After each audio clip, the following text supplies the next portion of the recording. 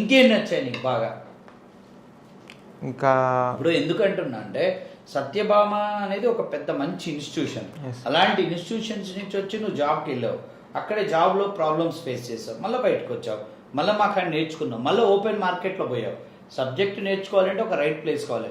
Even though placement అవ్వటం కూడా open మార్కెట్లో అంత ఈజీ కాదు సార్, ఈజీ కాదు. ఇది ఆడియన్స్కి తెలవాలి.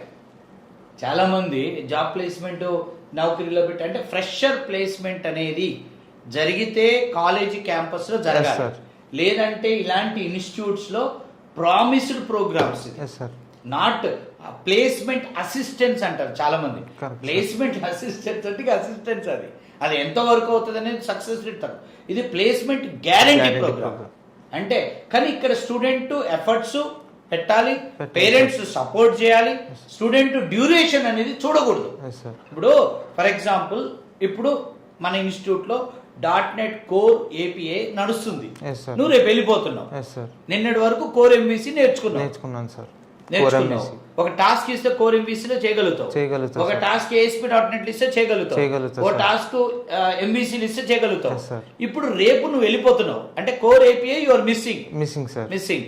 ఇప్పుడు నీకు కోర్ API లో కంపెనీకి వెళ్ళగానే టాస్క్ ఇస్తే చేయటానికి చాలా కష్టపడాలి, అప్డేట్. ఇప్పుడు నీ ఫ్రెండ్ కి జాబ్ రాలేదు, ఇంకొక 1 month ఉంటాడు, ఇంకో 4 ఇంటర్వ్యూస్ అటెండ్ అవుతాడు.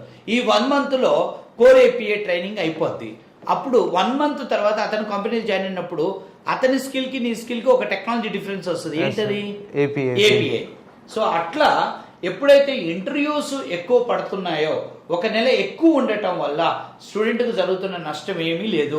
ఒక స్కిల్ అనేది అతని ప్రొఫైల్ లో యాడ్ అవుతుంది అనేది అర్థం చేసుకోవాలి. ఇక్కడ పేరెంట్స్ కూడా బ్లండర్ మిస్టేక్ ఏంటంటే ఇక్కడ జాయిన్ అయ్యే రోజే అడుగుతారు, వాడు ఎంత నేర్పుతారు, ఎలా నేర్చుకుంటాడు, ఎన్ని రోజులు ఎంత బాగా నేర్చుకోవాలి మావాడని ఎవ్వరు అడగరు. వాళ్ళు అడిగే మొట్టమొదటి క్వశ్చన్ ఎన్ని రోజులు పడుతుంది సార్, జాబ్ ఎప్పుడు వస్తుంది.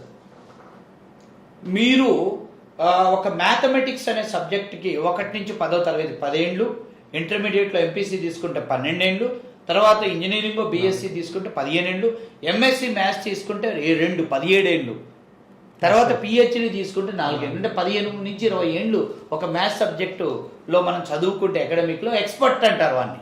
నువ్వు .NET జావా లాంటి ఈ కోర్సెస్ ఇండస్ట్రీ కోర్సెస్ అంటారు, ఇవాళ లక్షలు డాలర్లు శాలరీస్ వస్తున్న సబ్జెక్ట్స్ ఇవి.